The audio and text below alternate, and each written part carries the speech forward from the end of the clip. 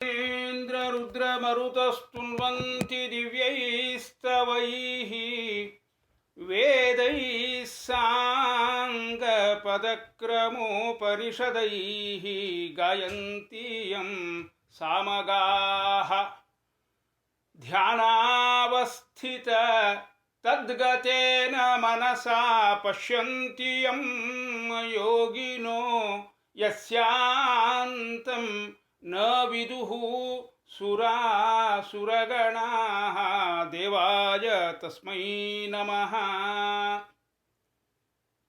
जन्माद्यस्य यतोऽन्वयादितरतश्चार्थेष्वभिज्ञस्वराट् तेने ब्रह्म हृदयः आदिकवये मुह्यन्ति यं सूरयः।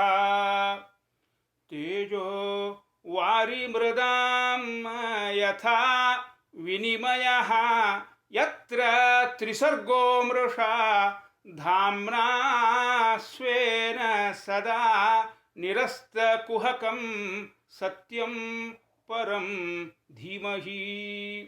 निगमकल्पतरोर्गलितं फलं शुकमुखादमृतद्रवसंयुतं पिबत भागवतं रसमालयं मुहुरहो रसिकाः भुवि भावुकाः। श्रीगुरुभ्यो नमः। हरिः ओम। ಶ್ರೀಮದ್ಭಾಗವತ ತೃತೀಯ ಸ್ಕಂಧ 29ನೇ ಅಧ್ಯಾಯ. ಒಂದು ಅಧ್ಯಾಯ ವ್ಯತ್ಯಾಸವಿದೆ ಕೆಲವು ಪಾಠಗಳಲ್ಲಿ. ಶ್ಲೋಕ 38. ಯೋಂತಃ ಪ್ರವಿಶ್ಯ ಭೂತಾನಿ. ಯೋಂತಃ ಪ್ರವಿಶ್ಯ ಭೂತಾನಿ ಭೂತೈರತ್ಯಖಿಲಾಶ್ರಯಃ ಸ ವಿಷ್ಣುವಾಖ್ಯೋ ಅಧಿಯಜ್ಞೋऽಸೌ ಕಾಲಃ ಕಲಯತಾಂ ಪ್ರಭುಃ. ಅಧಿಯಜ್ಞೋऽಸೌ ಎನ್ನುವುದಕ್ಕೆ ಬದಲಾಗಿ ಧಿಯಾಜ್ಞೇಯಃ ಅಂತ ಒಂದು ಪಾಠಾಂತರ ಇದೆ. ಎರಡಕ್ಕೂ ಅರ್ಥ ಹೇಳಬಹುದು. ಯಹ ಭೂತಾನಾಂ ಅಂತಃ ಪ್ರವಿಶ್ಯ, ಭೂತಾನಾಂ ಅಂತ ಇಲ್ಲ, ಇಟ್ಕೊಳ್ಬೇಕು. ಯಹ ಅಂತಃ ಪ್ರವಿಶ್ಯ ಭೂತೈಃ ಭೂತಾನಿ ಅತ್ತಿ ಸಹ ಅಖಿಲಾಶ್ರಯಃ ವಿಷ್ಣುವಾಖ್ಯಃ ಅಧಿಯಜ್ಞಃ ಅಸೌ ಕಾಲಃ ಕಲಯತಾಂ ಪ್ರಭುಃ ಇತಿ ವಿಜ್ಞೇಯಃ. ಇತಿ ವಿಜ್ಞೇಯಃ ಅಂತ ಇಟ್ಕೊಳ್ಬೇಕು. ಏನರ್ಥ? ಯಹ ಯಾರು ಅಂತಃ ಪ್ರವಿಶ್ಯ ಭೂತಗಳ ಒಳಗೆ ಪ್ರವೇಶ ಮಾಡಿ, ಭೂತಗಳು ಅಂದ್ರೆ ಭೂತಪ್ರೇತಗಳಲ್ಲ, ಜೀವಿಗಳು ಅಂತ ಅರ್ಥ. ನಾವೆಲ್ಲ ಭೂತಗಳು. ಭೂತಗಳ ಒಳಗೆ ಪ್ರವೇಶ ಮಾಡಿ ಭೂತೈಹಿ ಭೂತಾನಿ ಅತ್ತಿ, ಭೂತೈಹಿ ಭೂತಗಳಿಂದಲೇ, ಭೂತಾನಿ ಅತ್ತಿ ಭೂತಗಳ ಸಂಹಾರ ಕಾರ್ಯವನ್ನು ಮಾಡಿಸ್ತಾನೋ ಅಂಥ ಅಖಿಲಾಶ್ರಯ, ಈ ಸೃಷ್ಟಿಯ ಸಮಸ್ತ ಆಗುಹೋಗುಗಳಿಗೆ ಆಶ್ರಯನಾದ ಸಹ ಅವನು ವಿಷ್ಣುವಾಖ್ಯ, ವಿಷ್ಣು ಆಖ್ಯ, ವಿಷ್ಣು ಅಂತ ಹೆಸರಾದವನು. ಸಹ ಅವನೇ ಅಧಿಯಜ್ಞ, ಯಜ್ಞಾತ್ಮಕ ಇತ್ಯರ್ಥ, ಯಜ್ಞರೂಪಿಯೂ ಹೌದು. ಇಂಥ ಅಸೌ ಇವನು ಕಲಯತಾಂ ಪ್ರಭು, ಸಂಹರತಾಂ ರುದ್ರಾದೀನಾಂ ಪ್ರಭು. ಆ ಪ್ರಳಯ ಕಾಲದಲ್ಲಿ ಜಗತ್ತನ್ನು ಸಂಹರಿಸ್ತಕ್ಕಂಥ ರುದ್ರಾದಿಗಳಿಗೂ ಒಡೆಯನು. ಸಹ ಕಾಲ, ಆ ಕಾಲನಾಮಕ ಪರಮಾತ್ಮನು ವಿಜ್ಞೇಯ ಅಂತ ವಿಜಯಧ್ವಜ ತೀರ್ಥರು ಟಿಪ್ಪಣಿ ಬರೆಯುವಾಗ ಹೇಳ್ತಾರೆ. ಶ್ಲೋಕದಲ್ಲಿರೋ ಶಬ್ದ ಅಲ್ಲ ಅದು, ಸಹ ಕಾಲ ಅಂತ ಶ್ಲೋಕದಲ್ಲಿ ಇದೆ. ಮುಂದೆ ವಿಜಯಧ್ವಜ ತೀರ್ಥರು ವಿಜ್ಞೇಯ ಅಂತ ಅದಕ್ಕೆ ಟಿಪ್ಪಣಿಯಲ್ಲಿ ಸೇರಿಸ್ತಾರೆ. ಏನು ಹಂಗಂದರೆ ಬಹಳ ಮಹತ್ವದ ವಿಶೇಷಣ ಇದು. ಸಾಕ್ಷಿಜ್ಞಾನೇನ ಜ್ಞೇಯ, ಸಾಕ್ಷಿಯಿಂದ ತಿಳಿಯಲ್ಪಡುವವನು. ಏನು ಒಟ್ಟು ತಾತ್ಪರ್ಯ? ಇಲ್ಲಿ 3 ಸಂಗತಿಗಳನ್ನು ತಿಳಿಸ್ತಾ ಇದ್ದಾರೆ. ಮೊದಲನೇದ್ದು, ಜೀವಜಡಾತ್ಮಕವಾದ ಈ ಪ್ರಪಂಚದ ಒಳಗೂ ಹೊರಗೂ ವ್ಯಾಪಿಸಿ ಇರುವ ಆ ಶಕ್ತಿ ಪ್ರತಿ ಕ್ಷಣ ಎಲ್ಲ ಜೀವಿಗಳಲ್ಲಿ ಮತ್ತು ಜಡ ಪದಾರ್ಥಗಳಲ್ಲೂ ಕೂಡ ನಡೆಯತಕ್ಕಂಥ ಭೂತಗಳಿಂದಲೇ ಭೂತಗಳ ನಾಶ. ಅಂದರೆ ಒಂದು ಪ್ರಾಕೃತಿಕ ಪದಾರ್ಥ ಇನ್ನೊಂದನ್ನು ನಾಶ ಮಾಡ್ತದೆ. ಉದಾಹರಣೆಗೆ ನಮ್ಮ ಶರೀರದಲ್ಲಿ ಸತತವಾಗಿ ನಡೆಯುವ ಆ ಸೆಲ್ಗಳ ನಾಶ ಪ್ರತಿ ಕ್ಷಣ ನಡೀತಾ ಇರ್ತದೆ, ನಮ್ಮ ಅರಿವಿಗೆ ಬರೋದಿಲ್ಲ. ಆ ಸೆಲ್ಗಳ ನಾಶ ಅಲ್ಲಿಂದ ಆರಂಭಿಸಿ ದೊಡ್ಡ ದೊಡ್ಡ ಪರ್ವತ, ಸಮುದ್ರ, ಆಕಾಶಕಾಯಗಳು, ಅವುಗಳಲ್ಲೆಲ್ಲ ಸತತ ನಡೆಯತಕ್ಕಂಥ, ಸೂಕ್ಷ್ಮವಾಗಿ ನಮಗೆ ಅರಿವಿಲ್ಲದಂತೆ ನಡೀತಕ್ಕಂಥ ಸಂಹಾರ ಕಾರ್ಯ ಇದು ಒಂದು. ಎರಡನೆಯದ್ದು, ಮಹಾಪ್ರಳಯ ಕಾಲದಲ್ಲಿ ರುದ್ರದೇವರ ಮುಖಾಂತರ ನಡೀತಕ್ಕಂಥ ಸಮಗ್ರ ಸೃಷ್ಟಿಯ ಸಂಹಾರ, ಇದನ್ನು ನಡೆಸ್ತಕ್ಕಂಥ ಶಕ್ತಿಯು ಅದೇ. ಮೂರನೆಯದು, ಕೊನೆಯದಾಗಿ, ಅಜ್ಞರಾದ ನಮ್ಮ ಕಣ್ಣಿಗೆ ನಾನಾ ರೂಪಗಳು, ನಾನಾ ವರ್ಣಗಳ ಭೇದದಿಂದ ಗೋಚರವಾಗ್ತಕ್ಕಂಥ ಈ ಶಕ್ತಿ, ಸಮಗ್ರ ಸೃಷ್ಟಿಯ ಹಿಂದೆ ಇರತಕ್ಕಂಥ ಶಕ್ತಿ, ವಾಸ್ತವದಲ್ಲಿ ಈ ಎಲ್ಲ ರೂಪಗಳು, ಎಲ್ಲ ವರ್ಣಗಳನ್ನು ಮೀರಿರತಕ್ಕಂಥ ಅಪ್ರಾಕೃತವಾದ ದಿವ್ಯ ಶಕ್ತಿ. ನಾವು ಕಣ್ಣೆದುರು ಕಾಣತಕ್ಕಂಥ ರೂಪವೂ ಅದರದ್ದಲ್ಲ, ನಾವು ಕಣ್ಣೆದುರು ಕಾಣತಕ್ಕಂಥ ವರ್ಣವೂ ಅದರದ್ದಲ್ಲ. ಯಾಕೆಂದರೆ ಇವೆಲ್ಲ ಪ್ರಾಕೃತ, ಅದು ಅಪ್ರಾಕೃತ. ವಿಶಿಲ್ರು ವ್ಯಾಪ್ತವು ಅನ್ನೋ ಧಾತುವಿನಿಂದ ನಿಷ್ಪನ್ನವಾದ, ಎಲ್ಲೆಡೆ ವ್ಯಾಪ್ತ ಅನ್ನೋ ಅರ್ಥವುಳ್ಳಂಥ ವಿಷ್ಣು ಅನ್ನೋ ಶಬ್ದದಿಂದ ಸುಪರಿಚಿತವಾಗಿರ್ತಕ್ಕಂಥ ಆ ಶಕ್ತಿಯೇ ಕಾಲ ಅಂತ ಕರೆಸಿಕೊಳ್ಳಲ್ಪಡ್ತದೆ. ಇಲ್ಲಿ ಒಂದು ವಿಶೇಷ ವಿಚಾರವನ್ನು ಶ್ರೀ ವಿಜಯಧ್ವಜ ತೀರ್ಥರು ನಮ್ಮ ಲಕ್ಷ್ಯಕ್ಕೆ ತರ್ತಾ ಇದ್ದಾರೆ. ಈ ಕಾಲದ ಜ್ಞಾನ ನಮಗೆ ಯಾವ ಇಂದ್ರಿಯದಿಂದ ದೊರಕ್ತದೆ? ಕಣ್ಣಿನಿಂದಲೋ, ಮೂಗಿನಿಂದಲೋ, ಕಿವಿಯಿಂದಲೋ? ಕಾಲ ಇದೆ ಅಂತ ನಮಗೆ ಗೊತ್ತಾಗೋದು ಹೇಗೆ? ಪ್ರತ್ಯಕ್ಷ ಕಾಣಿಸ್ತದ? ಕಿವಿಯಿಂದ ಕೇಳ್ತೀವ? ಸ್ಪರ್ಶೇಂದ್ರಿಯದಿಂದ ಗೊತ್ತಾಗ್ತದ? ಕಾಲದ ಜ್ಞಾನ ಆಗೋದು ಯಾವ ಇಂದ್ರಿಯದಿಂದ? ಅದಕ್ಕೆ ವಿಜ್ಞೇಯ ಅಂತ ಬರೆದರು. ಏನರ್ಥ? ವಿಶೇಷ ಇಂದ್ರಿಯದಿಂದ ಜ್ಞೇಯ, ವಿಶೇಷ ಇಂದ್ರಿಯದಿಂದ ಮಾತ್ರ ತಿಳಿಯಲಿಕ್ಕೆ ಸಾಧ್ಯವಾಗತಕ್ಕಂಥದ್ದು ಕಾಲ. ಯಾವುದದು ವಿಶೇಷ ಇಂದ್ರಿಯ? ಸಾಕ್ಷಿ. ಯಾಕೆಂದರೆ ಈಗ ಕಣ್ಣು, ಕಿವಿ ಮುಂತಾದ ಯಾವುದೇ ಇಂದ್ರಿಯಗಳಿಂದ ಕಾಲದ ಜ್ಞಾನ ಉಂಟಾಗೋದಿಲ್ಲ ಅಂತ ಹೇಳಿದೆ. ಒಂದು ಕ್ಷಣ ಅದರ ಬಗ್ಗೆ ವಿಚಾರ ಮಾಡಿ. ಈ ಇಂದ್ರಿಯಹೀನರಾದವ್ರಿಗೂ, ಕಿವುಡರಾದವರಿಗೆ, ಬಧಿರರಾದವರಿಗೆ, ಅವರಿಗೆಲ್ಲ ಕಾಲದ ಜ್ಞಾನ, ಎಲ್ಲ ಅಂಗವಿಕಲರಿಗೆ ಕಾಲದ ಜ್ಞಾನ ಇರ್ತದೆ. ಹೇಗೆ? ನಾನು ಇದ್ದೇನೆ ಅನ್ನೋ ಜ್ಞಾನ ಎಂಥ ಅಂಗವಿಕಲನಿಗೂ ಇರ್ತದೆ. ನಾನು ಇದ್ದೇನೆ ಅಂದರೆ ಏನು? ನಾನು ಈ ಕಾಲದಲ್ಲಿ ಇದ್ದೇನೆ ಅಂತ ಅರ್ಥ. ನೋಡಬೇಕಾಗಿಲ್ಲ, ಕೇಳಬೇಕಾಗಿಲ್ಲ. ಇದ್ದೇನೆ ಅನ್ನೋ ಅಸ್ತಿತ್ವ ವಿಷಯಕವಾದ ಜ್ಞಾನ ಅದು ಕಾಲ ಸಾಪೇಕ್ಷಕ. ಹೌದು, ಅದು ಯಾವ ಇಂದ್ರಿಯದಿಂದ ಗೊತ್ತಾಗತ್ತೆ? ಜ್ಞಾನ ಆಗಬೇಕಾದ್ರೆ ಯಾವುದಾದ್ರೂ ಒಂದು ಇಂದ್ರಿಯದಿಂದ ಗೊತ್ತಾಗಬೇಕಲ್ವಾ? ಅಂದರೆ ಸಾಕ್ಷಿ ಇಂದ್ರಿಯದಿಂದ ಕಾಲಜ್ಞಾನ ಅನ್ನೋದು ನಮ್ಮ ಸಿದ್ಧಾಂತ. ಅದನ್ನು ವಿಜ್ಞೇಯ ಅಂತ ವಿಜಯಧ್ವಜ ತೀರ್ಥರು ನಮಗೆ ನೆನಪಿಸ್ತಾ ಇದ್ದಾರೆ. ಈ ಶ್ಲೋಕ ಓದ್ತಾ ಇರೋ ಹಾಗೆ ಒಂದು, ನಾವು ಡೆಟ್ರಾಯ್ಟ್ನಲ್ಲಿದ್ದಾಗ ಪ್ರವಚನದ ಕೊನೆಗೆ ಹೇಳ್ತಕ್ಕಂಥ ಒಂದು ಪದ್ಯ ನೆನಪಾಯಿತು. ಕಾಲಾಂತರ್ಗತ ಕಾಲ ನಿಯಾಮಕ ಕಾಲಾತೀತ ತ್ರಿಕಾಲಜ್ಞ ಕಾಲ ಪ್ರವರ್ತಕ ಕಾಲ ನಿವರ್ತಕ ಕಾಲೋತ್ಪಾದಕ ಕಾಲರೂಪಿ ತವ ದಾಸೋಹಂ ದಾಸೋಹಂ ತವ ದಾಸೋಹಂ ದಾಸೋಹಂ. ನೋಡಿ, ಎಷ್ಟು ಅರ್ಥಗರ್ಭಿತ ಮತ್ತು ಎಷ್ಟು ಸುಂದರವಾದ ಹೆಣಿಕೆ. ಕಾಲನಾಮಕ ಭಗವಂತನನ್ನು ಅವರು ಕೊಂಡಾಡಿದ ಬಗೆ ಒಂದೊಂದೇ ಶಬ್ದ ಗಮನಿಸಿ ನೀವು. ಕಾಲಾಂತರ್ಗತ ಕಾಲ ನಿಯಾಮಕ ಕಾಲಾತೀತ ತ್ರಿಕಾಲಜ್ಞ ಕಾಲ ಪ್ರವರ್ತಕ ಕಾಲ ನಿವರ್ತಕ ಕಾಲೋತ್ಪಾದಕ ಕಾಲರೂಪಿ ತವ ದಾಸೋಹಂ ದಾಸೋಹಂ ತವ ದಾಸೋಹಂ ದಾಸೋಹಂ. ಇದನ್ನು ಹೇಳ್ತಾ ಇದ್ದ ಹಾಗೆ ಕಳೆದ ಆ ಡೆಟ್ರಾಯ್ಟ್ ದಿನಗಳ ಸ್ಮರಣೆ, ಕಾಲನ ಇಚ್ಛೆ ಪ್ರಕಾರ ಎಷ್ಟು ಕಾಲ ಅವನು ಸ್ಮರಣೆ ಒದಗಿತ್ತೋ ಅಷ್ಟೇನೆ. ತೇಹಿನೋ ದಿವಸಾಗತಃ. ಈ ದಾಸರ ಪದ್ಯದ ಬಹುತೇಕ ಪದಗಳು ಒಂದೊಂದಾಗಿ ನೀವು ಆ ಪದಗಳನ್ನು ನೋಡಿದರೆ ಈ ಶ್ಲೋಕದಲ್ಲಿನ ಅರ್ಥಕ್ಕೆ ಟಿಪ್ಪಣಿ ಬರೆದಂತೆ ಈ ಶ್ಲೋಕದಲ್ಲಿನ ಅರ್ಥವನ್ನೇ ತಿಳಿಸುವಂಥ ಶಬ್ದಗಳು. ಆ ಪದ್ಯದಲ್ಲಿನ ಪದಗಳಿಗೂ ಈ ಶ್ಲೋಕದಲ್ಲಿನ ಪದಗಳಿಗೂ ಹೋಲಿಕೆ ತೋರಿಸುವ ಒಂದು ಪ್ರಯತ್ನವನ್ನು ನಿಮ್ಮ ಮುಂದೆ ಇಡ್ತಾ ಇದ್ದೇನೆ. ಇಲ್ಲಿ ನೋಡಿ, ಕಾಲಾಂತರ್ಗತ ಅಂತ ಪದ್ಯ, ಶ್ಲೋಕದಲ್ಲಿ ಅಂತಃ ಪ್ರವಿಶ್ಯ.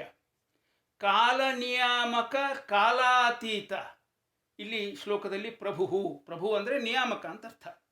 ಕಾಲ ನಿಯಾಮಕ, ಕಾಲ ನಿಯಾಮಕ ಆದವನು, ಕಾಲದ ನಿಬಂಧನೆಗೆ ಒಳಪಡದವನು, ಆದ್ದರಿಂದ ಅವನು ಕಾಲಾತೀತ. ಮತ್ತು ತ್ರಿಕಾಲಜ್ಞ ಅಖಿಲಾಶ್ರಯ ಅಂತ ಶ್ಲೋಕದಲ್ಲಿ, ತ್ರಿಕಾಲ ಜ್ಞಾನಾಶ್ರಯ. ಕಾಲಪ್ರವರ್ತಕ, ಶ್ಲೋಕದಲ್ಲಿ ವಿಷ್ಣು ಅನ್ನೋ ಶಬ್ದ, ಆ ವಿಷ್ಣು ಅನ್ನೋ ಶ್ಲೋಕದಲ್ಲಿನ ಶಬ್ದ ಅದು ತತ್ರ ತತ್ರ ಸ್ಥಿತೋ ವಿಷ್ಣು ತತ್ತಚ್ಛಕ್ತಿ ಪ್ರಬೋಧಕ ಅನ್ನೋ ಅರ್ಥವನ್ನು ಸೂಚಿಸ್ತಾ ಇದೆ. ಬರೀ ಅವನು ತತ್ರ ತತ್ರ ಸ್ಥಿತೋ ವಿಷ್ಣು ಅಲ್ಲ, ಬರೀ ಎಲ್ಲೆಡೆಗೆ ಸನ್ನಿಹಿತ ಅಲ್ಲ, ತತ್ತಚ್ಛಕ್ತಿ ಪ್ರಬೋಧಕ, ಆಯಾ ಪದಾರ್ಥದೊಳಗಿನ ಶಕ್ತಿಗೆ ಪ್ರೇರಕನಾಗಿ ಅವುಗಳಿಂದ ಆಯಾ ಕಾರ್ಯ ಮಾಡಿಸುವವ. ಆದ್ದರಿಂದ ಅವನು ಕಾಲ ಪ್ರವರ್ತಕ, ಇದು ವಿಷ್ಣು ಶಬ್ದಾರ್ಥ. ಕಾಲ ನಿವರ್ತಕ, ಕಲಯತಾಂ ಪ್ರಭು ಸಂಹರತಾಂ ರುದ್ರಾದೀನಾಂ ಪ್ರಭು, ರುದ್ರನಿಂದ ಕಾಲದ ನಿವರ್ತನ ಅಂದರೆ ಪ್ರಳಯ ಕಾರ್ಯ ಮಾಡಿಸ್ತಕ್ಕಂಥವ. ಕಾಲೋತ್ಪಾದಕ, ಪ್ರಭು ಶಬ್ದದ ಅರ್ಥವೇ ಇದು ಕೂಡ. ಕಾಲ ಅನಾದಿ, ಅದಕ್ಕೆ ಹುಟ್ಟಿಲ್ಲ, ನಮಗೆಲ್ಲ ಗೊತ್ತಿರೋ ವಿಷಯ. ಏನಿಲ್ಲಿ ಕಾಲೋತ್ಪಾದಕ ಅಂದರೆ ಕಾಲವನ್ನು ಉತ್ಪಾದನೆ ಮಾಡ್ತಾನೆ, ಅದು ಅನಾದಿಯಾದದ್ದರಿಂದ ಅದಕ್ಕೆ ಉತ್ಪಾದನೆಯೇ ಇಲ್ಲ. ಆದರೂ ಕಾಲೋತ್ಪಾದಕ ಅಂತ ಭಗವಂತನಿಗೆ ಹೆಸರು. ಯಾಕೆಂದರೆ ಹೇಗೆ ಉತ್ಪನ್ನವಾದ ಪದಾರ್ಥ ಉತ್ಪಾದಕನ ಅಧೀನವೋ ಹಾಗೆ ಜೀವರನ್ನು ಸೃಷ್ಟಿ ಮಾಡದೇ ಇದ್ದರೂ ಆಯಾ ಕಾಲದಲ್ಲಿ ಸೃಷ್ಟವಾದ ಜೀವಜಡಾತ್ಮಕವಾದ ಪ್ರಪಂಚಕ್ಕೆ ಜೀವರಿಗೆ ದೇಹ ನೀಡುವುದರ ಮೂಲಕ ಸೃಷ್ಟಿ. ಅದರಂತೆ ಈ ಸಮಗ್ರ ಪ್ರಪಂಚ ಅವನ ವಶವರ್ತಿ, ಅವನ ಅಧೀನ ಆದುದರಿಂದ ಆ ಅರ್ಥದಲ್ಲಿ ಇವನು ಕಾಲೋತ್ಪಾದಕ. ಕಾಲರೂಪಿ ಸಹ ಕಾಲ ಅನ್ನೋದು ಶ್ಲೋಕದಲ್ಲಿನ ಶಬ್ದ, ಅದರ ಅರ್ಥವೇ ಕಾಲರೂಪಿ ಅಂತ. ಇದು ಕಾಲ ಅಂತ ಕರೆಯಿಸಿಕೊಳ್ಳುವ ಆ ಭಗವಂತನ ಮಹಿಮೆ. ನಮಗೆಲ್ಲ ಮಹಾಭಾರತದ ಸೀರಿಯಲ್ನ ಆರಂಭದಲ್ಲಿ ಮೈ ಕಾಲು ಹೂ ಅಂತ ಕೇಳಿ ಆ ಪರಮಾತ್ಮ ಈ ಕಾಲರೂಪನಾಗಿ ಮಹಾಭಾರತದ ಸಕಲ ಕ್ರಿಯೆಗಳಿಗೆ ಕಾರಣ ಅಂತ ಅಲ್ಲಿ ಹೇಳಿದ್ದನ್ನು ಎಷ್ಟೋ ಹಿಂದೆ ಭಾಗವತದಲ್ಲಿ ಮತ್ತು ದಾಸರ ಪದ್ಯದಲ್ಲಿ ಈ ಮಾತನ್ನು ಬಹಳ ಸ್ಪಷ್ಟವಾಗಿ ಹೇಳಿದ್ದಾರೆ. ಮುಂದಿನ ಶ್ಲೋಕ ನೋಡಿ. ನ ಚಾಸ್ಯ ಕಶ್ಚಿದ್ದಯಿತೋ ನ ದ್ವೇಷ್ಯೋ ನ ಚ ಬಾಂಧವಃ ಆವಿಶತಿ ಅಪ್ರಮತ್ತೋಸೌ ಪ್ರಮತ್ತಂ ಜನಂ ಅಂತಕೃತ. ಇಲ್ಲೂ ಒಂದು ಪಾಠಾಂತರ ಇದೆ, ಅದನ್ನು ನೋಡೋಣ ಮುಂದೆ. ಏನನ್ವಯ? ಅಸ್ಯ ಕಶ್ಚಿತ್ ದಯಿತಃ ನ ದ್ವೇಷ್ಯಃ ನ ಚ ಬಾಂಧವಃ ನ ಪ್ರಮತ್ತಂ ಜನಂ ಅಂತಕೃತ್ ಅಪ್ರಮತ್ತೋಸೌ ಆವಿಶತಿ. ಅಸ್ಯ ಕಶ್ಚಿತ್ ದಯಿತಃ ನ, ದಯಿತ ಅಂದರೆ ಪ್ರೀತ್ಯಾಸ್ಪದ ಅಂತ ಅರ್ಥ. ದ್ವೇಷ್ಯಃ ನ, ಇವನಿಂದ ದ್ವೇಷಿಸಲ್ಪಡುವವನೂ ಇಲ್ಲ. ಚ ಮತ್ತು ಬಾಂಧವಃ ನ, ಇವನಿಗ್ಯಾರೂ ಬಾಂಧವರು ಅಂತ ಇಲ್ಲ. ಈ ಕಾಲನಾಮಕ ಪರಮಾತ್ಮನಿಗೆ ಪ್ರೀತ್ಯಾಸ್ಪದರು, ದ್ವೇಷ್ಯರು, ಬಾಂಧವರು ಯಾರೂ ಇಲ್ಲ. ಪ್ರಮತ್ತಂ ಜನಂ, ವಿಷಯ ಭೋಗಗಳಲ್ಲಿ ಮಗ್ನರಾದ ಉನ್ಮತ್ತರಾದ ಆ ಜನರನ್ನು ಅಪ್ರಮತ್ತ ಸಾವಧಾನವಾಗಿ ಕ್ರಮೇಣ ಅಂತಕೃತ್ ಅಸೌ ಅಂತವನ್ನು ತಂದುಕೊಡುವವನು. ಆವಿಶತಿ ಟಿಪ್ಪಣಿಕಾರರು ಬರೀತಾರೆ, ರೋಗ ರೂಪೇಣ ಪ್ರವಿಶತಿ, ಮುಪ್ಪು ಬರುತ್ತೆ, ಆ ಮುಪ್ಪೇ ಒಂದು ರೋಗ ಅಂತ ಹೇಳ್ತಾರೆ. ರೋಗ ರೂಪೇಣ ಪ್ರವಿಶತಿ, ಆವಿಶತಿ ಅನ್ನೋ ಶಬ್ದಾರ್ಥ ಏನು ತಾತ್ಪರ್ಯ? ಈ ಕಾಲನಿಗೆ ಎಲ್ಲ ಒಂದೇ, ಎಲ್ಲರನ್ನೂ ಅವನು ಒಂದು ದಿವಸ ಆಕ್ರಮಿಸುವವನೇ. ಅವನಿಗೆ ಪ್ರೀತ್ಯಾಸ್ಪದರು, ಬಾಂಧವರು, ದ್ವೇಷರು ಅನ್ನೋ ತಾರತಮ್ಯ ಇಲ್ಲ. ವಿಷಯ ಭೋಗಗಳಲ್ಲಿ ಮಗ್ನರಾಗಿರ್ತಕ್ಕಂಥ ಜೀವಿಗಳನ್ನೆಲ್ಲ ಮುಪ್ಪು ಅನ್ನೋ ರೋಗದಿಂದ ಆವರಿಸಿ ಕಾಲ ಅವರ ಅಂತವನ್ನು, ಅಂದರೆ ಆ ಜನ್ಮದ ಅಂತವನ್ನು ತಂದೆ ತರ್ತಾನೆ. ಇದಿಷ್ಟು ಈ ಶ್ಲೋಕದ ಭಾವ. ಇಲ್ಲಿ ಒಂದೆರಡು ಪ್ರಶ್ನೆಗಳು ಸಹಜವಾಗಿ ಮನಸ್ಸಿಗೆ ಬರ್ತವೆ. ಏನದು? ಮಮ ಪ್ರಾಣ ಹಿ ಪಾಂಡವಾಹ ಅಂತ ಹೇಳಿದ ಕೃಷ್ಣ. ಗೀತೆಯಲ್ಲಿ ಯೋ ಮೇ ಭಕ್ತ ಸ ಮೇ ಪ್ರಿಯ ಜ್ಞಾನಿ ತ್ವಾತ್ಮೈವ ಮೇ ಮತಂ. ಅರ್ಥ ಸ್ಪಷ್ಟ.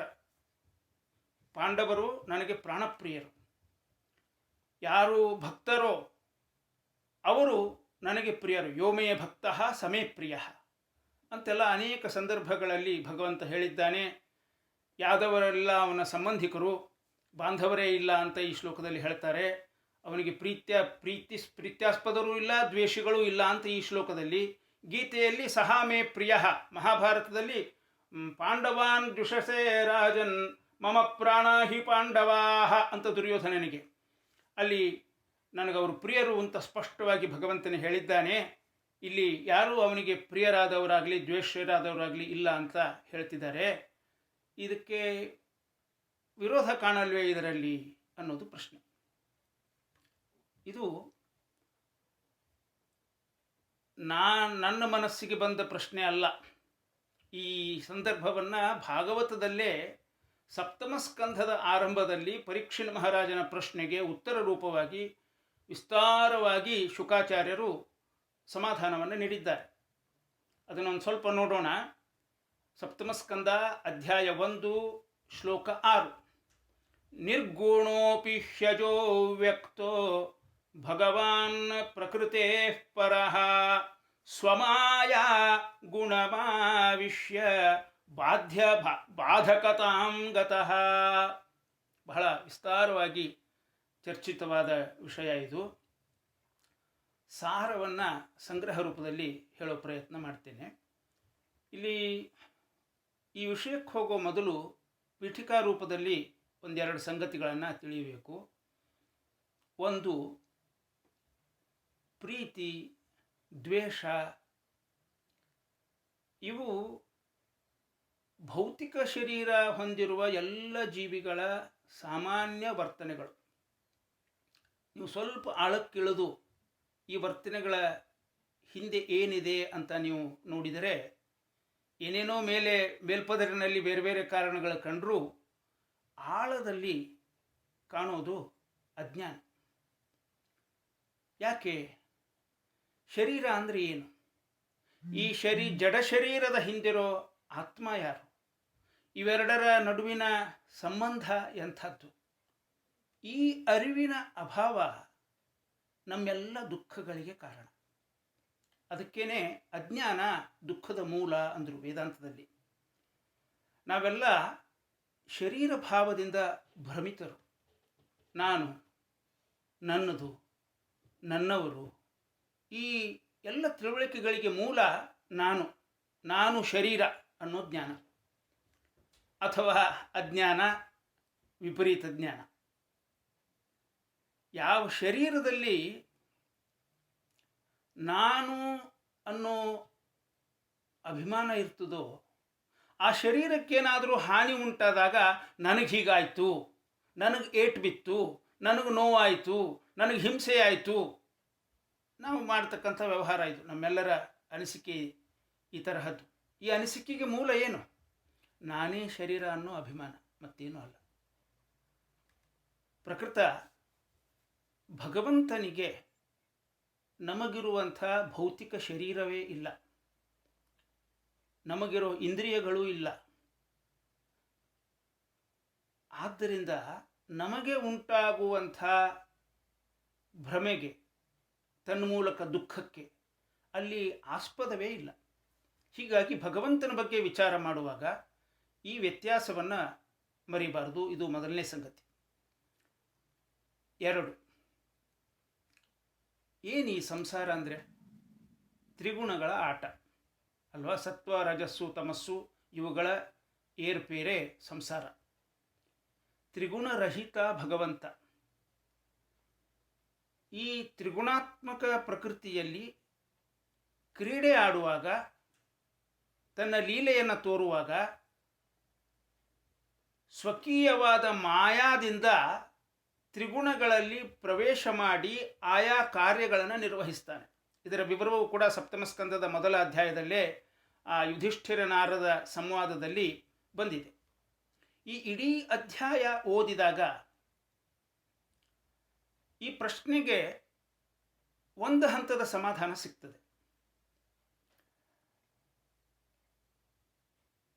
ಆದ್ದರಿಂದ ಇದನ್ನೊಂದು ಸ್ವಲ್ಪ ವಿವರಿಸಿ ಹೇಳೋ ಪ್ರಯತ್ನ ಮಾಡ್ತೇನೆ.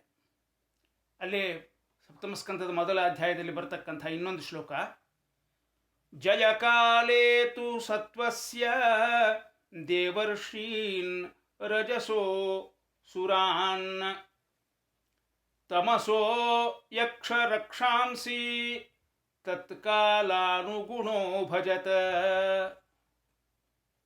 ಭಗವಂತ ಈ ತ್ರಿಗುಣಗಳನ್ನು ಪ್ರವೇಶ ಮಾಡಿ ಅವುಗಳ ಮೂಲಕ ಸಂಸಾರದಲ್ಲಿ ವಿಭಿನ್ನ ಕಾರ್ಯಗಳನ್ನು ಮಾಡ್ತಾನೆ, ಮಾಡಿಸ್ತಾನೆ. ಈ ತ್ರಿಗುಣಗಳಲ್ಲಿ ಕಾಲಾನುಗುಣ, ಆಯಾ ಕಾಲಕ್ಕೆ ಅನುಗುಣವಾಗಿ, ಅಂದರೆ ಆಯಾ ಕಾಲದ ತನ್ನ ಸಂಕಲ್ಪಕ್ಕೆ ಅನುಗುಣವಾಗಿ ಯಾವಾಗಲೂ ಸತ್ವವನ್ನು ವೃದ್ಧಿಗೊಳಿಸಿ ತನ್ಮೂಲಕ ದೇವರ್ಷೀನ್, ದೇವತೆಗಳು ಮತ್ತು ಋಷಿಗಳು, ಸಾತ್ವಿಕ ಜೀವಿಗಳು, ಅವರ ಬೆಳವಣಿಗೆಗೆ ಪೋಷಕನಾಗ್ತಾನೆ, ಅವರ ಅಭ್ಯುದಯವನ್ನು ಸಾಧಿಸ್ತಾನೆ, ಅವರ ಏಳಿಗೆಗೆ ಕಾರಣನಾಗ್ತಾನೆ. ಮತ್ತೊಂದು ಕಾಲದಲ್ಲಿ ರಾಜಸ ಗುಣವನ್ನು ಉದ್ರೇಕಗೊಳಿಸಿ ಅಸುರಾನ್, ಆಸುರಿ ಸ್ವಭಾವದವರ ಜಯಕ್ಕೆ ಕಾರಣನಾಗ್ತಾನೆ. ಹಾಗೆಯೇ ಒಮ್ಮೆ ತಮೋಗುಣದ ಅಭಿವೃದ್ಧಿ, ಪೋಷಣೆ ಸಾಧಿಸಿ ತನ್ಮೂಲಕ ಆ ಸ್ವಭಾವದವರ ಅಭ್ಯುದಯ ಸಾಧಿಸ್ತಾನೆ. ಅದಕ್ಕೊಂದು ದೃಷ್ಟಾಂತವನ್ನು ಭಾಗವತದಲ್ಲೇ ಈ ಸಂದರ್ಭದಲ್ಲಿ ಹೇಳಿದ್ದಾರೆ ನೋಡಿ. ಈ ಪ್ರಪಂಚದ ಎಲ್ಲೆಡೆ ಒಂದಲ್ಲ ಒಂದು ರೂಪದಿಂದ ಅಗ್ನಿ ಸನ್ನಿಹಿತ. ಸೂರ್ಯೋದಯ ಆಗದೇ ಇದ್ದರೆ ಎಲ್ಲ ಹಿಮದಲ್ಲಿ ಮುಳುಗಿ ಹೋಗ್ತದೆ ಈ ಪ್ರಪಂಚ.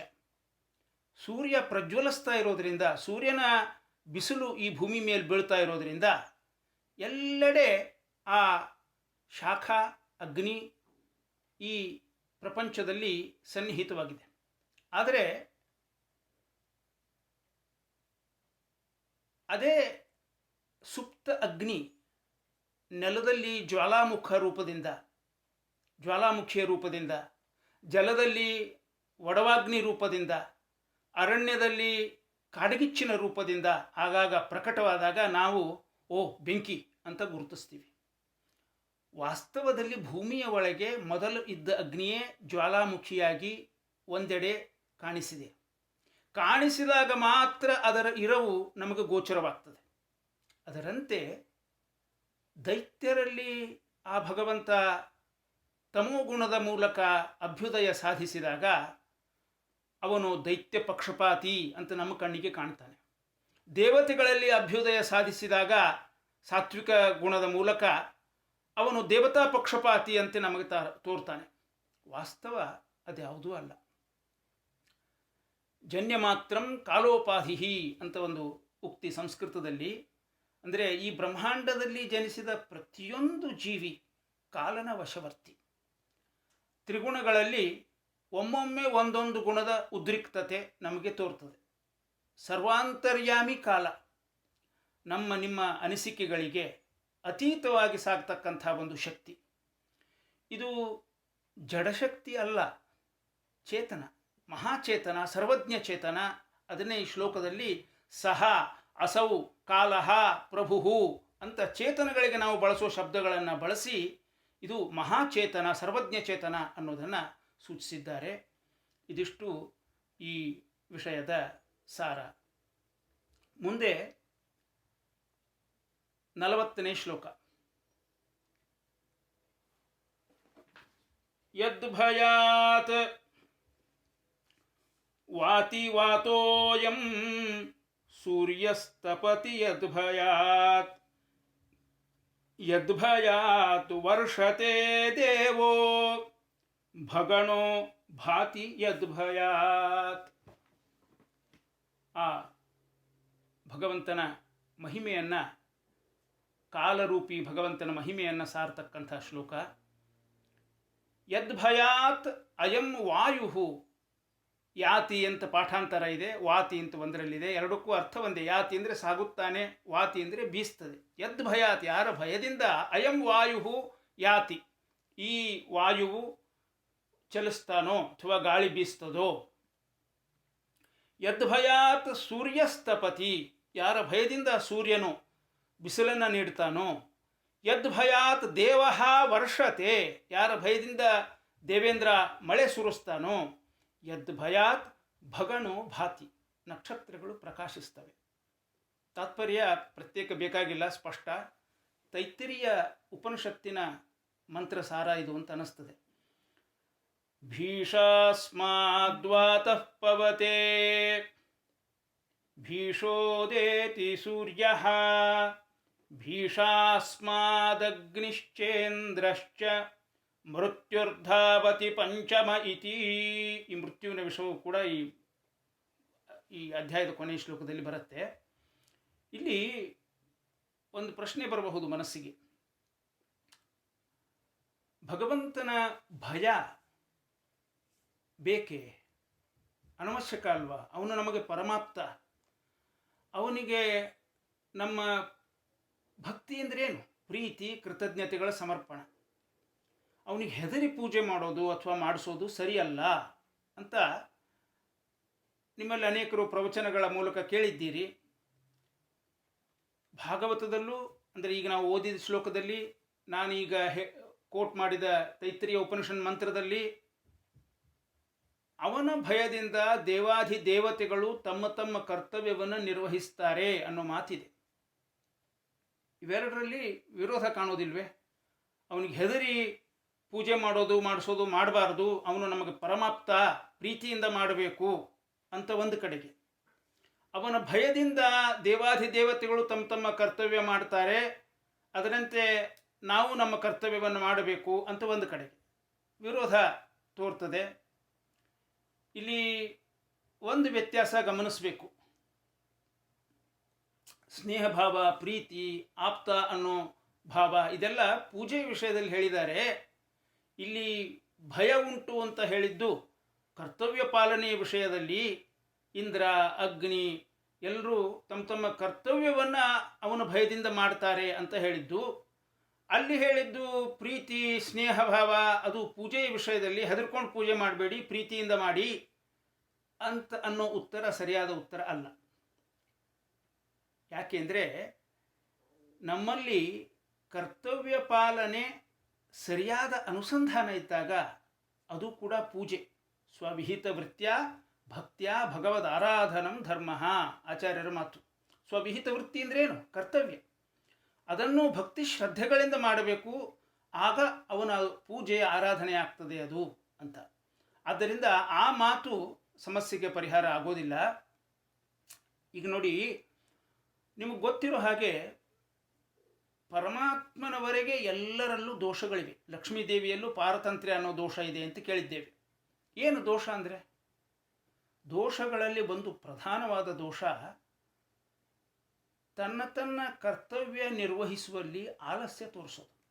ಕರ್ತವ್ಯ ನಿರ್ವಹಣೆಯಲ್ಲಿ ಅಸಡ್ಡೆ, ಅನಾಸಕ್ತಿ ಯಾವುದೇ ಕಾರಣಕ್ಕೆ ಎಲ್ಲ ಜೀವಿಗಳಲ್ಲೂ, ಅಂದರೆ ಉತ್ತಮ ಜೀವಿಗಳಲ್ಲೂ ದೇವತೆಗಳಲ್ಲೂ ಒಮ್ಮೊಮ್ಮೆ ಕಾಣಿಸಬಹುದು. ಆಗ ನಮ್ಮನ್ನು ಕರ್ತವ್ಯಕ್ಕೆ ಹಚ್ಚೋದು ಭೀತಿ. ನಮ್ಮ ಜೀವನವನ್ನೇ ನೋಡಿ, ನಮ್ಮ ಮೇಲಿನವರು ನೋಡ್ತಾ ಇದ್ದಾರೆ. ಸರಿಯಾಗಿ ಕೆಲಸ ನಿರ್ವಹಿಸದೇ ಇದ್ದರೆ ಅದರ ಪರಿಣಾಮ ಅನುಭವಿಸಬೇಕಾದೀತು ಅನ್ನೋ ಎಚ್ಚರ ನಮಗೆ ಸ್ವಲ್ಪ ಮನಸ್ಸಿಗೆ ಔದಾಸೀನ್ಯ ಬಂದಾಗ ಮತ್ತೆ ನಮ್ಮನ್ನು ಕರ್ತವ್ಯದಲ್ಲಿ ತೊಡಗಿಸ್ತದೆ. ಸಜ್ಜನರು ಯಾರಿರ್ತಾರೆ, ಪ್ರಹ್ಲಾದರಾಜರಂಥವರು, ಅವರಿಗೆ ಭಗವಂತನಿಂದ ಭಯ ಇಲ್ಲ. ನಾಹಂ ಬಿಭೇಮಿ ಅಂತ ನರಸಿಂಹರೂಪಿ ಭಗವಂತನ ಎದುರಿಗೆ ಹೇಳಿದ ಮಹಾನುಭಾವರವರು ಪ್ರೀತಿ ಆದರ ಭಾವಗಳಿಂದ ಕರ್ತವ್ಯ ನಿರ್ವಹಣೆಯಲ್ಲಿಯ ಆನಂದ ಅನುಭವಿಸಿ ಅದನ್ನು ಸಮರ್ಪಣಾ ಭಾವದಿಂದ ಭಗವಂತನಿಗೆ ಅರ್ಪಿಸುವ ರೀತಿ ಸಾಮಾನ್ಯ ಸಜ್ಜನರಲ್ಲಿನ ರೀತಿ. ಭಯ, ಕರ್ತವ್ಯ ನಿರ್ವಹಣೆಯಲ್ಲಿ ಆತಂಕ ಅದು ಕಾಣಿಸಿದಾಗ ಈ ಒಂದು ಪ್ರಚೋದನೆ, ಕರ್ತವ್ಯ ನಿರ್ವಹಣೆಯಲ್ಲಿ ಆತಂಕ ತೋರಿದಾಗ ಭಯದ ಪ್ರಚೋದನೆ ಬೇಕಾಗ್ತದೆ. ಇನ್ನುಳಿದ ಸಮಯದಲ್ಲಿ ಪ್ರೀತಿಯಿಂದ, ಸ್ನೇಹದಿಂದ, ಭಕ್ತಿ ಅಂತ ನಾವು ಯಾವುದನ್ನು ಕರಿತೀವೋ ಆ ಭಾವದಿಂದ ನಮ್ಮ ಕರ್ತವ್ಯಗಳನ್ನು ಮಾಡಿ ಭಗವಂತನಿಗೆ ಸಮರ್ಪಿಸಬೇಕು. ಹೀಗೆ ಈ ಎರಡರಲ್ಲಿ ವಿರೋಧವನ್ನು ಪರಿಹಾರ ಮಾಡಬಹುದು ಅಂತ ಅನ್ನಿಸ್ತದೆ. ಇನ್ನು ಈ ಅಧ್ಯಾಯದ ಕೊನೆಯ ಶ್ಲೋಕ,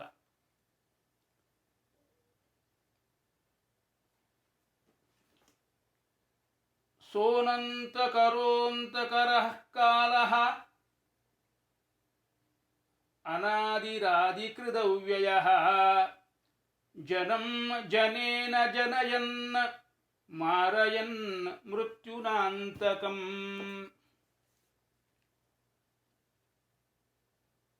ಮೃತ್ಯುನಾತ್ಮನ ಅಂತ ಒಂದು ಪಾಠಾಂತರ ಇದೆ, ಅರ್ಥದಲ್ಲಿ ಏನು ಹೆಚ್ಚಿನ ವ್ಯತ್ಯಾಸ ಇಲ್ಲ. ಸಹ ಅನಂತಃ ಅಂತಕರಃ ಆದಿಕೃತ್ ಅನಾದಿಹಿ ಜನಂ ಜನೇನ ಜನಯನ್ ಮಾರಯನ್ ಮೃತ್ಯುನ ಅಂತಕಂ ಮಾರಯನ್ ಕಾಲಃ ಅಸ್ತಿ ಅಂತ ಇಟ್ಕೊಳ್ಬೇಕು. ಇದು ಪ್ರತಿಪದಾರ್ಥ ತಾತ್ಪರ್ಯ ಒಟ್ಟಿಗೆ ನೋಡಬಹುದು. ಇಲ್ಲಿ ವೇದಾಂತ ತತ್ವದ ಜೊತೆಗೆ ಕಾವ್ಯ ಸೌಂದರ್ಯವೂ ಕೂಡ ಆಸ್ವಾದ್ಯವಾಗಿದೆ. ಇದನ್ನು ಅಲಂಕಾರ ಶಾಸ್ತ್ರದಲ್ಲಿ ವಿರೋಧಾಭಾಸ ಅಲಂಕಾರ ಅಂತ ಹೇಳ್ತಾರೆ. ಮೇಲ್ನೋಟಕ್ಕೆ ವಿರೋಧ, ವಿಚಾರ ಮಾಡಿದಾಗ ವಿರೋಧ ಇಲ್ಲ. ಇದು ವಿರೋಧಾಭಾಸ ಅಲಂಕಾರದ ಲಕ್ಷಣ. ಆಭಾಸತ್ವೇ ವಿರೋಧಸ್ಯ ವಿರೋಧಾಭಾಸ ಉಚ್ಯತೆ ಅಂತ ಲಕ್ಷಣವನ್ನು ಹೇಳಿದ್ದಾರೆ. ಕಾಲನಾಮಕ ಭಗವಂತ ಅಂತಕರಃ, ಎಲ್ಲಕ್ಕೂ ಅಂತ ತರುವವ, ಆದರೆ ಸ್ವಯಂ ಅನಂತ, ಅನಂತಃ ಅಂತಕರಃ. ಆದಿಕೃತ್ ಅಂದರೆ ಸೃಷ್ಟಿ ಇವನಿಂದ, ವಸ್ತುಗಳ ಆರಂಭ ಇವನಿಂದ, ಆದರೆ ಇವನು ಸ್ವಯಂ ಅನಾದಿ. ಆದಿಕೃತ್ ಅನಾದಿಹಿ.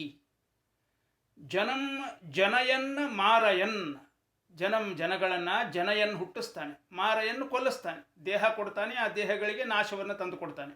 ಆದರೆ ಸ್ವಯಂ ಅವ್ಯಯ, ಹುಟ್ಟು ಸಾವುಗಳಿಲ್ಲದೆ ಇರುವವ. ಆದಿಕೃತ್ ಅವ್ಯಯ. ಕೊನೆಗೆ ಮತ್ತೊಂದು ಸ್ವಾರಸ್ಯವನ್ನು ಇಟ್ಟಿದ್ದಾರೆ. ಅಂತಕಂ, ಎಲ್ಲರಿಗೂ ಅಂತ ತರುವ ಅಂತಕನಿಗೆ ಅಂದರೆ ಯಮನಿಗೆ ಮೃತ್ಯುನ ಮಾರಯನ್, ಅವನಿಗೂ ಮೃತ್ಯುವನ್ನು ತರುವವ.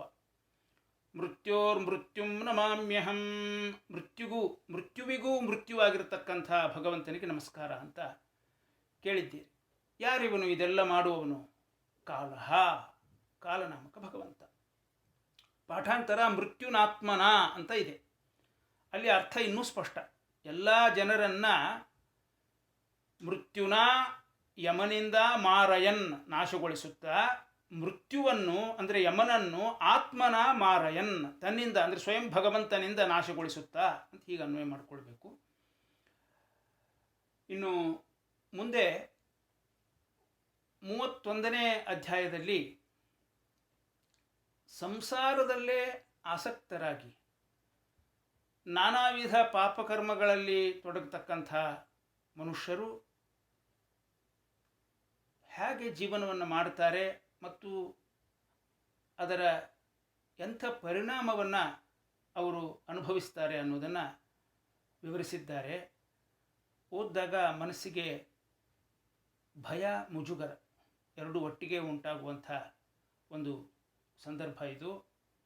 ನಮ್ಮಲ್ಲಿ ಬಹಳಷ್ಟು ಜನ ಬದುಕ್ತಾ ಇರೋ ರೀತಿಯನ್ನೇ ಅಲ್ಲಿ ತೋರಿದ್ದಾರೆ.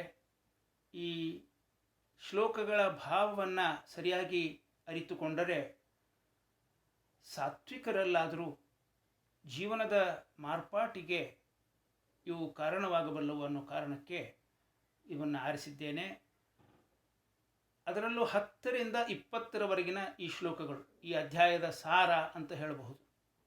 ಆ ಶ್ಲೋಕಗಳನ್ನು ಹೇಳಿ ಅವುಗಳ ಪ್ರತಿಪದಾರ್ಥ ಅಲ್ಲ, ಆಯ್ದ ಶಬ್ದಗಳ ಅರ್ಥ ವಿವರಣೆ, ತನ್ಮೂಲಕ ಶ್ಲೋಕದ ಸಾರವನ್ನು ವಿವರಿಸುವ ಒಂದು ಪ್ರಯತ್ನವನ್ನು ಮಾಡ್ತೇನೆ. ಅರ್ಥೈರಾಪಾದಿತೈಃ ಗುರ್ವ್ಯಾ ಹಿಂಸಯಾ ಇತಸ್ತತಶ್ಚ ತಾನ್ ಪುಷ್ಣಾತಿ ಯೇಷಾಂ ಪೋಷೇಣ ಶೇಷಭುಕ್ ಯಾತ್ಯಥ ಸ್ವಯಂ.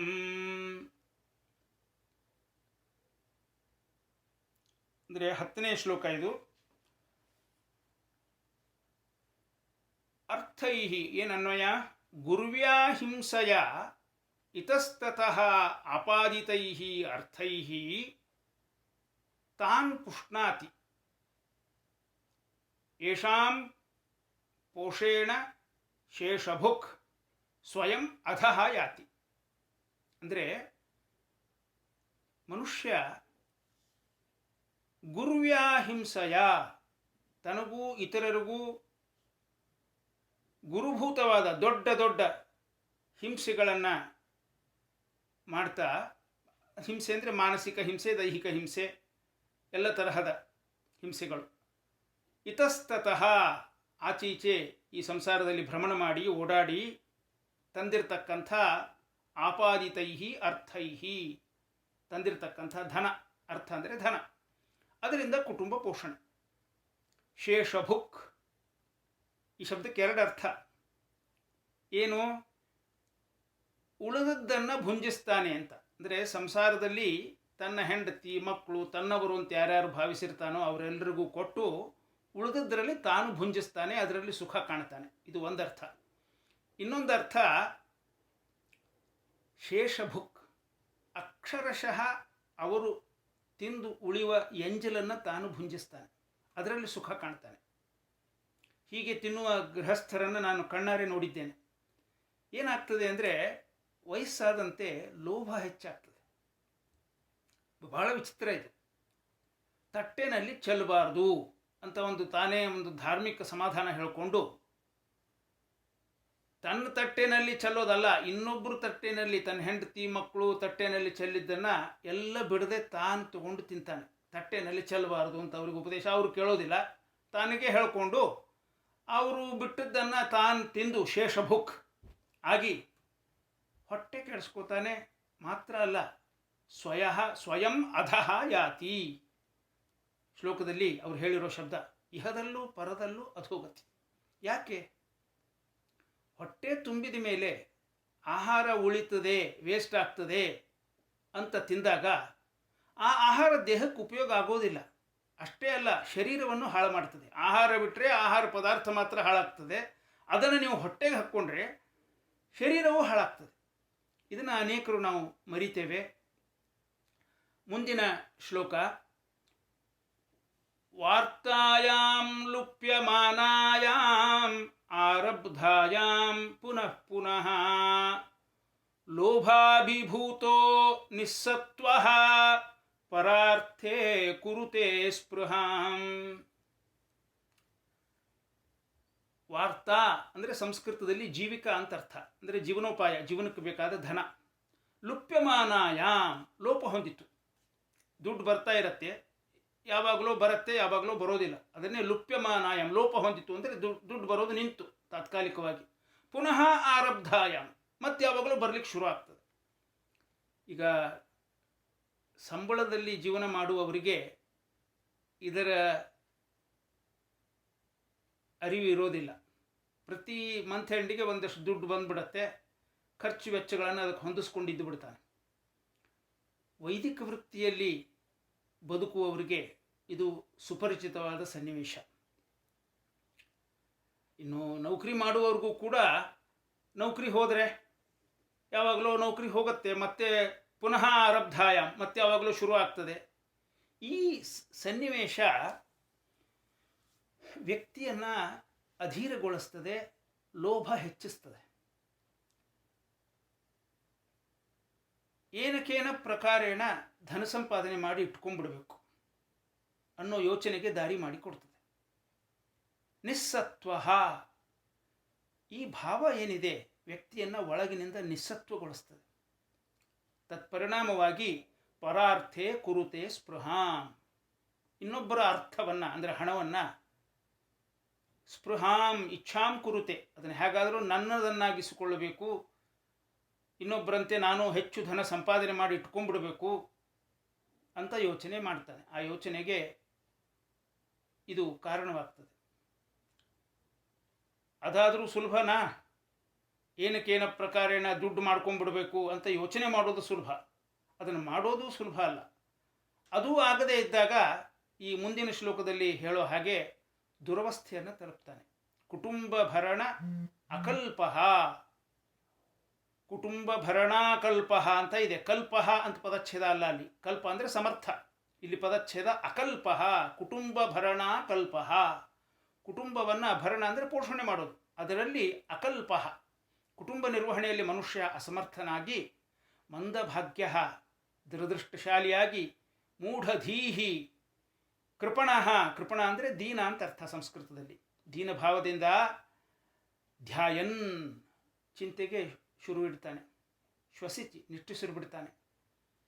ಕೀನಾಶ ಇವ ಗೋಜರಂ, ಏನು ಗೋಜರ ಅಂದರೆ, ಜರ ಅಂದರೆ ಮುಪ್ಪು, ಗೋಜರ ಜರ ಉಳ್ಳಂಥ ಗೋ ಅಂದರೆ ಮುದಿಯತ್ತು, ಅದನ್ನು ಕೀನಾಶ ಅಂದರೆ ರೈತ ನಾದ್ರಿಯಂತೆ ಯಥಾಪೂರ್ವಂ, ಹಣ ಸಂಪಾದನೆ ಮಾಡುವಾಗ ಹೇಗೆ ಆ ಎತ್ತನ್ನು ಗೌರವಿಸ್ತಾ ಇದ್ನೋ, ಚೆನ್ನಾಗಿ ಪೋಷಣೆ ಮಾಡ್ಕೊಳ್ತಾ ಇದ್ನೋ, ಮುದಿ ಆದ ಕೂಡಲೇ ಅದರಿಂದ ಏನು ಕೆಲಸ ಇಲ್ಲ, ಅದರಿಂದ ಏನು ಉತ್ಪಾದನೆ ಇಲ್ಲ ಅಂದಾಗ ಅದನ್ನು ನ ಆದ್ರಿಯಂತೆ, ಅದನ್ನು ಗೌರವಿಸುವುದಿಲ್ಲ. ಅದನ್ನು ಹೇಗೋ ಒಂದು ಇದೆ, ಸಾಯೋ ತನಕ ಏನೋ ಒಂದು ಹೊಟ್ಟೆಗೆ ಹಾಕಿ ಇಟ್ಕೊಂಡ್ರಾಯ್ತು ಅಂತ ತಿರಸ್ಕಾರಕ್ಕೆ ಆ ಎತ್ತು ಪಾತ್ರವಾಗುವಂತೆ ವ್ಯಕ್ತಿ ಹಣ ಸಂಪಾದನೆ ನಿಂತು ಹೋದಾಗ ಅಥವಾ ಹಣ ಸಂಪಾದನೆ ಮಾಡದ ಸ್ಥಿತಿ ಮುಟ್ಟಿದಾಗ, ಹಣ ಇಲ್ಲದವ ಹೆಣಕ್ಕಿಂತ ಕಡೆ ಅಂತ ನಮ್ಮ ಕನ್ನಡದಲ್ಲಿ ಒಂದು ಗಾದೆ ಮಾತು,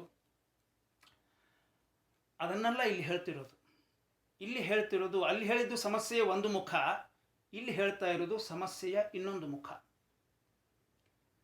ಭಾಗವತ ಪೀಠಿಕಾ ಕಥಾನಕದಲ್ಲೇನೆ ಈ ಸಮಸ್ಯೆಯನ್ನು ನಮ್ಮ ಮನಮುಟ್ಟುವಂತೆ ವಿವರಿಸಿದೆ. ಇದನ್ನು ಓದ್ತಾ ಓದ್ತಾ ನನಗೆ ಅದರ ಸ್ಮರಣೆಗೆ ಬಂತು. ಭಾಗವತದ ಪೀಠಿಕಾ ಕಥೆಗಳಲ್ಲಿ ಒಬ್ಬ ಲೋಭಿ ಬ್ರಾಹ್ಮಣ ಭಿಕ್ಷುಕನಂತೆ ಬದುಕಿ ಅಪಾರ ಸಂಪತ್ತನ್ನು ಕೂಡಿ ಹಾಕ್ತಾನೆ. ತನ್ನ ಹೆಂಡತಿ ಮಕ್ಕಳಿಂದಲೇ ಹಿಂಸೆಗೆ ಒಳಪಟ್ಟು ಮರಣ ಹೊಂದಿ ಪ್ರೇತ ಜನ್ಮ ಪಡೆದು ನಂತರವೂ ಯಾತನೆ ಅನುಭವಿಸಿದ್ದನ್ನು ಕಥೆಯಾಗಿ ನಾವು ಕೇಳಿದ್ದೇವೆ. ಅದಿರಲಿ, ನಾನೇ ಕಣ್ಣಾರೆ ನೋಡಿದ ಒಂದು ಘಟನೆ ಇದೆ. ಒಂದು ಪುರೋಹಿತ ಕುಟುಂಬ, ಅಲ್ಲ ಬೇರೆ ಜಾತಿಗಳಲ್ಲೂ ಬೇರೆ ವೃತ್ತಿಗಳಲ್ಲೂ ಇವು ಇರ್ತವೆ. ನಾನು ಈ ವೃತ್ತಿಯಲ್ಲಿರೋದರಿಂದ ನನಗೆ ಇದು ಪರಿಚಿತವಾಗಿರ್ತಕ್ಕಂಥ ಒಂದು ಸಂಗತಿ. ಎಲ್ಲ ಮನುಷ್ಯ ಜನಾಂಗದಲ್ಲಿ ಎಲ್ಲ ಕಡೆಗೆ ಇಂಥವು ನಡೀತವೆ. ನೋಡಿ, ಆ ಪುರೋಹಿತ ಮರಣಿಸಿದಾಗ ಒಂದು ಅಂಗಡಿ ಇಡುವಷ್ಟು ಸೀರೆ ಧೋತ್ರಗಳು ಮನೆಯಲ್ಲಿ ಕಪಾಟಗಳು ತುಂಬಿವೆ. ಅವನ ಹೆಂಡತಿ ಅಳ್ತಾ ಹೇಳಿದ ಮಾತು, ಯಾವಾಗಲೂ ಮಾಸಿದ್ದು ಹರಿದದ್ದು ಹೊಲಿಗೆ ಹಾಕಿ ಕೊಡ್ಬೇಕು ನಾನು, ಅಲ್ಲಲ್ಲಿದ್ದು ಧೋತಿ ಪಿಸ್ತು ಹರಿದ್ರೆ ಅಂಥದ್ದನ್ನು ಉಟ್ಟುಕೊಂಡು ಓಡಾಡಿದ. ಒಳ್ಳೆಯದು ಉಟ್ಕೊಡ್ರಿ, ಬೇಕಾದಷ್ಟು ಬಂದಿದೆ ನಿಮಗೆ ಅಂದರೆ, ಒಳ್ಳೆ ಬಟ್ಟೆ ತೊಟ್ಟರೆ ಜನ ಶ್ರೀಮಂತ, ಇವನಿಗೆ ಯಾಕೆ ದಾನ ಕೊಡಬೇಕು ಅಂದ್ಕೋತಾರೆ, ಆದ್ದರಿಂದ ಅಂಥದ್ದನ್ನು ಉಡಲ್ಲ ಅಂತ ಹೇಳ್ತಿದ್ದ. ಎಂದೂ ಒಳ್ಳೆಯ ಬಟ್ಟೆ ತೊಡಲೇ ಇಲ್ಲ. ಅಷ್ಟೇ ಅಲ್ಲ, ನಮಗೂ ಒಳ್ಳೊಳ್ಳೆ ಸೀರೆಗಳು ಒಳ್ಳೆ ಬಟ್ಟೆಗಳು ಹಾಕ್ಕೊಳ್ಬೇಡಿ, ಯಾಕೆಂದರೆ ನಮಗೆ ದಾನ ಬರೋದು ಕಡಿಮೆ ಆಗ್ತದೆ ಅಂತ ನಮ್ಮನ್ನು ತಡೆದ. ಯಾರಿಗಾದರೂ ಒಂದು ಕುಪ್ಪುಸಾನೋ ಒಂದು ಪಂಚೆನೋ ದಾನ ಮಾಡಿದರೂ ಮನೆಯಲ್ಲಿ ದೊಡ್ಡ ಯುದ್ಧ ಹಗರಣ ಆಗ್ತಾ ಇತ್ತು. ಇಂಥ ಲೋಭಿಯಾಗಿ ಬದುಕಿದ. ಈಗ ನೋಡಿ, ಒಂದು ಬಟ್ಟೆ ಅಂಗಡಿ ಇಡುವಷ್ಟು ಸೀರೆ ಧೋತ್ರಗಳು ಕೂತ್ಕೊಂಡಿದೆ, ಏನು ಮಾಡಬೇಕು ಇದನ್ನು ಅಂತ ಕಣ್ಣೀರು ಹಾಕಿದ್ದುಂಟು. ಬಡತನ ಲೋಭವನ್ನು ಉದ್ರೇಕಿಸ್ತದೆ. ಜೀವನದ ಸಮತೋಲವನ್ನು ತಪ್ಪಿಸ್ತದೆ. ಜೀವನದ ಮುಖ್ಯ ಗುರಿಯನ್ನೇ ಮರೆಸಿ ಎಲ್ಲೋ ನಮ್ಮನ್ನು ಸೆಳೆದೊಯ್ದು ಹಾಕಿಬಿಡ್ತದೆ. ಭಾಗವತ ಹೇಳ್ತಾ ಇರೋದು ಇಲ್ಲಿ ಬಹಳ ನಾವು ಎಚ್ಚರದಿಂದ ಇರಬೇಕು. ಏನೋ ಬುದ್ಧಿವಂತಿಕೆ ಉಪಯೋಗ ಮಾಡಿದ್ವಿ, ಯಾವ್ಯಾವ ಉಪಾಯಗಳಿಂದ ಸಂಪಾದನೆ ಮಾಡಬಹುದು ಅದನ್ನೆಲ್ಲ ಬಳಸಿ ಸಮೃದ್ಧ ಸಂಪಾದನೆ ಮಾಡಿ ಬಡತನ ಮತ್ತೊಬ್ಬರ ಹತ್ರ ದುಡ್ಡು ಕೇಳೋ ಪ್ರಸಂಗದಿಂದ ತಪ್ಪಿಸ್ಕೊಂಡ್ವಿ ಅಂತ ನಮಗೆ ನಾವು ಹೆಮ್ಮೆ ಪಟ್ಕೋತೀವಿ. ಇರಬಹುದು, ಒಂದು ದೃಷ್ಟಿಯಿಂದ ಅದು ನಮಗೆ ಇಲ್ಲಿ ಇರುವಾಗ ಸುರಕ್ಷಿತತೆಯನ್ನು ಆ ಹಣ, ಆ ಗಳಿಸಿದ ಸಂಪತ್ತು ಕೊಡಬಹುದು. ಮುಂದೇನು? ಇಲ್ಲಿಗೆ ಮುಗಿಲಿಲ್ಲವಲ್ಲ ಜೀವನ. ಜೀವನದ ಮುಖ್ಯ ಗುರಿ ಸಾಧನಾ ಮಾರ್ಗದಿಂದ ಪರಮ ಪದವನ್ನು ಸೇರೋದು. ಅದರಿಂದ ವಂಚಿತರಾಗ್ಬಿಡ್ತೀವಿ. ಒಂದಷ್ಟು ಬ್ಯಾಂಕ್ ಬ್ಯಾಲೆನ್ಸು, ಒಂದಷ್ಟು ಬಟ್ಟೆ ಬರೆ, ಒಂದಷ್ಟು ಆಭರಣಗಳು, ಅದು ಇದು ಸೈಟು, ಅದು ಇದು ಮಾಡಿಟ್ಟು ಒಂದು ದಿವಸ ಎಲ್ಲ ಬಿಟ್ಟು ಹೋಗ್ತೀವಿ. ಅವತ್ತು ಆ ಸಂಪತ್ತನ್ನು ಹಂಚಿಕೊಳ್ಳೋ ಹೆಂಡತಿ, ಮಕ್ಕಳು, ಆಪ್ತೇಷ್ಟರು, ಪಾಪಕ್ಕೆ ಭಾಗಿಯಾಗಿ ನಾವೇನು ಶಿಕ್ಷೆ ಅನುಭವಿಸ್ತೀವಿ ಪರದಲ್ಲಿ, ಅದರಲ್ಲಿ ಭಾಗ ತಗೊಳ್ಳೋದಿಲ್ಲ. ವಾಲ್ಮೀಕಿ ಕಥೆಯಲ್ಲಿ ಇದನ್ನು ಬಹಳ ಸುಂದರವಾಗಿ ನಿರೂಪಣೆ ಮಾಡಿದ್ದಾರೆ.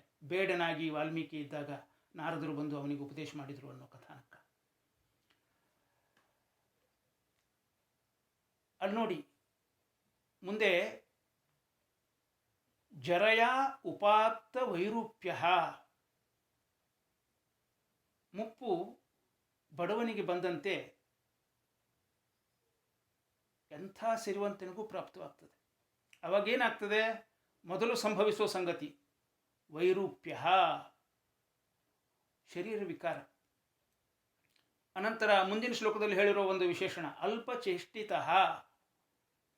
ಶರೀರ ನಿಶಕ್ತ, ಓಡಾಟ ಕಡಿಮೆಯಾಗಿ ಕ್ರಮೇಣ ನಿಂತು ಹೋಗ್ತದೆ. ಹೀಗಾದಾಗ ಮನೆಯವರಿಗೆ ಇವನಿಂದ ಉಪಯೋಗ ಇಲ್ಲ, ಅವಮಾನಕ್ಕೆ ಗುರಿಯಾಗ್ತಾನೆ. ಆಸ್ತೆ ಅವಮತ್ಯ, ಅವಜ್ಞೆ ಉಪೇಕ್ಷೆಗಳಿಗೆ ತುತ್ತಾಗ್ತಾನೆ. ಅಲ್ಲಿ ಒಂದು ದೃಷ್ಟಾಂತ ಕೊಟ್ಟು ಹೇಳ್ತಾರೆ, ಗೃಹಪಾಲ ಶ್ವಾ ಇವ, ಆ ಮನೆಯ ಒಡೆಯ ನಾಯಿಯನ್ನು ಸಾಕುವಂತೆ ಈ ವೃದ್ಧನನ್ನು ಉಪೇಕ್ಷೆಯಿಂದ ಆಹಾರ ನೀಡ್ತಾರೆ. ಯಾಕೆ ಅಂದರೆ ಇವನಿಂದ ಏನೂ ಉಪಯೋಗ ಇಲ್ಲ. ಉಪೇಕ್ಷೆ ಮಾಡಿದರೆ ಯಾವ ಭಯ ಇಲ್ಲ. ಉಪೇಕ್ಷೆ ಮಾಡಿದರೆ ಹೀಗಾದೀತು ಇಲ್ಲ, ಅವನೇನು ಮಾಡೋ ಸ್ಥಿತಿಯಲ್ಲಿಲ್ಲ. ಅವನಿಂದ ಉಪಕೃತರಾಗಿರ್ತಾರೆ. ಆದರೆ ಕೃತಜ್ಞ ಮನುಷ್ಯ ಜೀವಿ ಅದನ್ನು ನೆನೆಯೋದಿಲ್ಲ.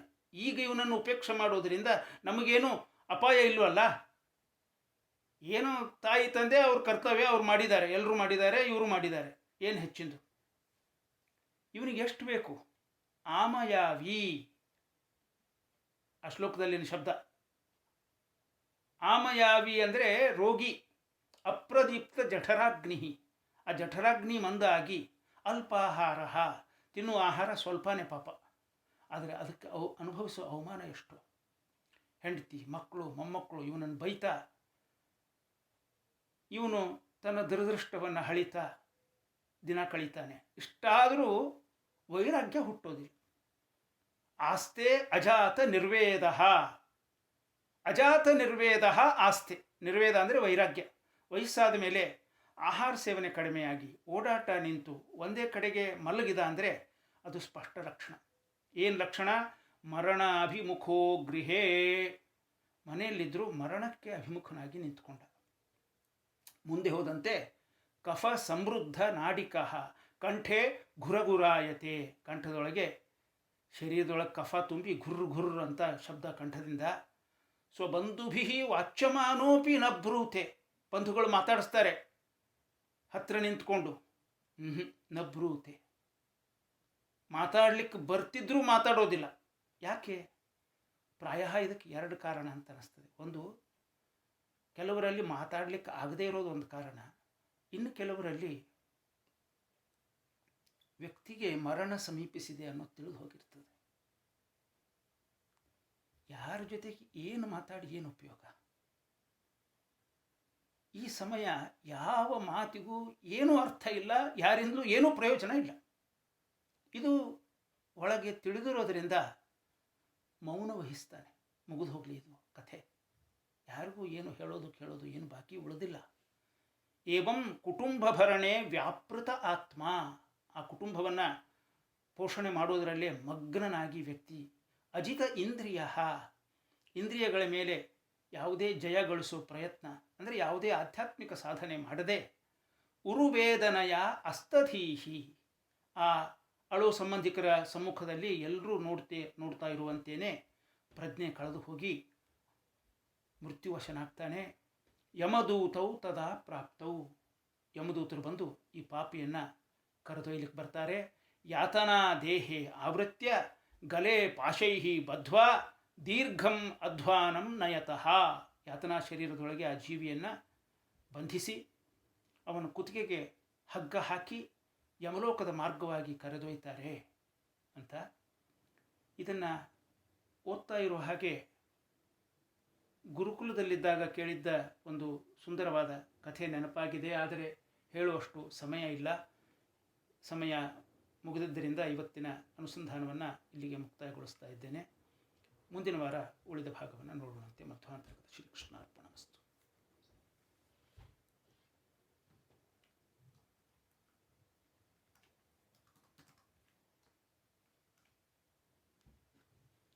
ಕೇಳಿಸ್ತಾ ಇದೆ ಅಲ್ವಾ?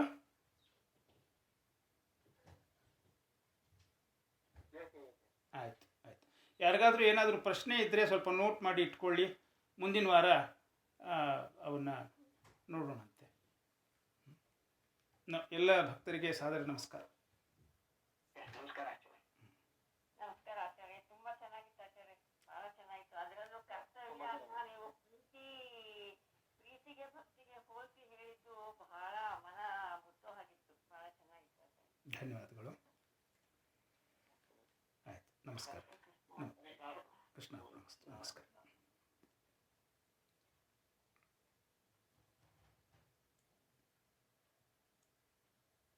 ಅಪ್ಪಣ, ಇದು ಮುಗಿದು ನೋಡು, ಬಂದ್ ಮಾಡು.